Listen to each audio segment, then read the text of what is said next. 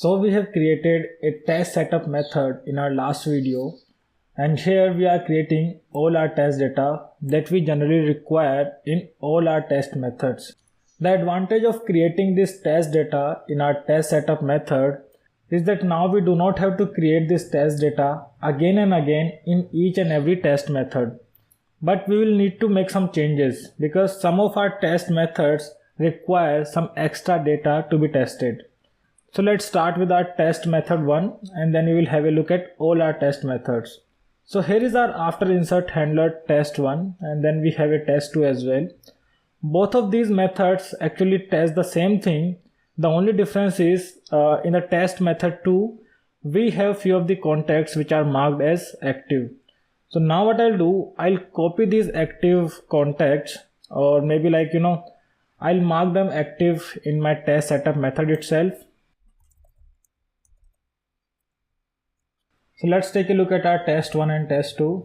First of all, we are going to remove this test data creation part from both of our methods.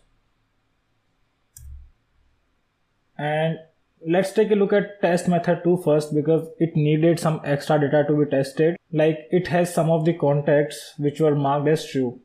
So I think I'm going to keep my test method 2 as it tests one of the account against null value and another one against some value there in the active contacts field. So this means we do not need our after insert handler test 1 as both of the assert statements in this test are testing against the null values which we are already testing in our test method 2. So let me get rid of this one. And our test method 2 should work as is because we have already created our data in the test setup method. Now let's move to our method number 3, which is after insert handler test bulk. Now in this method we need to create many contact records and associate them with one single account ID. So here it's better that we create this part of test data within the method itself as it's only needed in this particular method. So what I'll do, I'll remove this insertion part for the accounts as we have already inserted them. Then I'll remove these 3 extra contacts as well and then I'll keep my insert statement. Now here if you'll notice, to create these test contacts we need the account ID which we do not have yet because earlier we were creating these accounts right here in this method itself, so we could directly reference them with the help of test accounts and then the array index. But now we are not creating them within the test method. So first we need to retrieve this account ID using an SOQL query. So let me write a SOQL query here.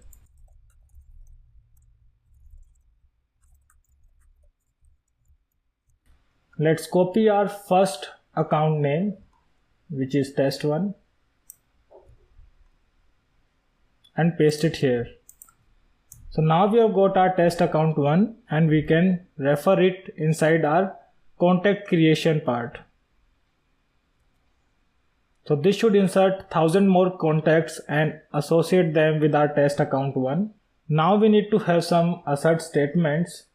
And here we are retrieving all the accounts, let's call it ACCS. Our account size still be 2 because we haven't created any extra account. Then if it is test 1, then the active contact size should not be 1000 in this case because we have created 1000 active contacts here, plus we also have 2 active contacts created in our test setup method. So this should be 1002. And it should be null for our test account 2. Then we should match the all contact size. This should be, I believe, 1000 plus 5, so it should be 1005 because we are creating 1000 contacts here, plus we are creating 5 more contacts in our test setup method. So this was about our method number 3. Now let's move to our update handler test. And here let me take a look. We are creating 2 accounts, then 5 contacts. Then we are trying to update 2 of the contacts and marking them as active. Okay, so we can get rid of this part because we are already doing it in our test setup method. Now we can have a query on the contact record. This is going to give us both of our contacts we are marking them as active as well. This should also work fine. Then we can retrieve all our accounts using this SOQL query. Our account size should still be 2, and our account number 1 should have 2 active contacts, where account number 2 should not have any. Is it right? Okay, so we need to make some changes here, because our test contact 1 and test contact 2, they are already marked as active, so there is no point in marking them active again.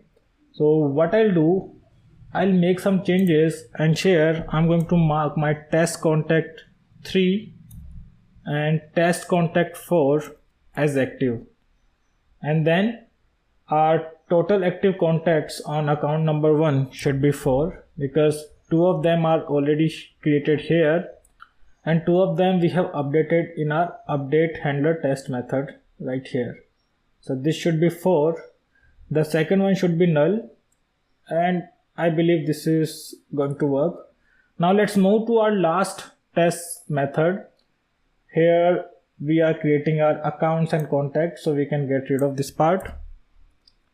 Now we are retrieving all our contacts, and if it is test contact 1, then we are marking it active, and we are also changing the parent account ID. First of all, let's do it for test contact 3, because 1 and 2 are already active. And here, in order to get this test account 1 ID, first we need to get it using an SOQL query, because we cannot directly refer it now. So I'll copy the query from one of our previous method. Here it is.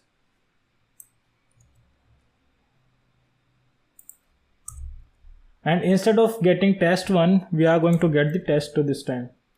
So what we are doing for test contact 3, for this one, we are going to change the account ID from first one to second one, and we'll also mark it active.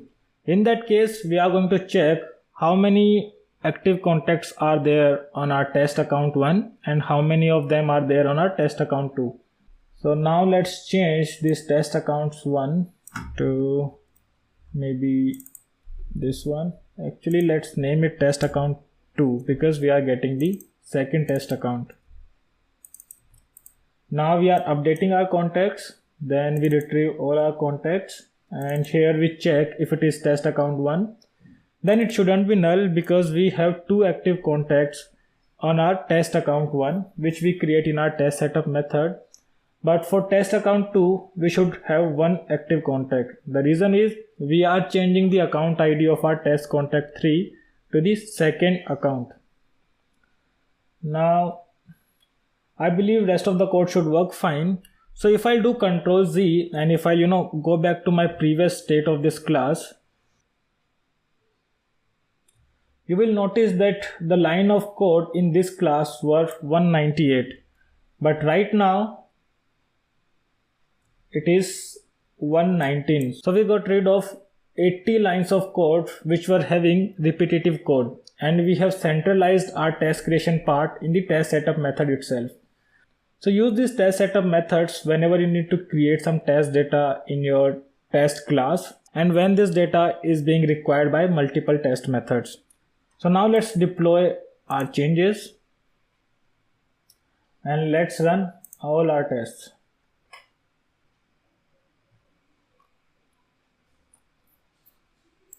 So looks like our test run was successful and we have a 100% pass rate. So that's all in this video. In the next video, we are going to cover our delete handler test and undelete handler test. And we are also going to take a look at few more concepts in test classes.